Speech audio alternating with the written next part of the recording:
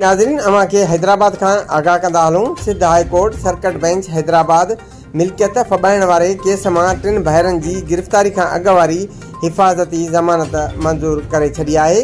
मीरपुर ख़ास जे रवासी चौधरी शफ़ात अली संदसि भाइरनि आफ़ताब अली ऐं गुलाम मुस्तफ़ा वकील अब्दुल रज़ाक दर्स मार्फत ज़मानत लाइ दरख़्वास्त दाख़िल कराई हुई।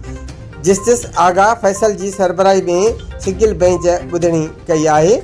वकील अदालत खे दलील ॾींदे चयो त 2023 ईस्वी दौरान एंटी करप्शन पुलिस सियासी असर रसूख़ तहत 3 भाइरनि ते केस दाख़िल करे मामिलो लिकायो हो।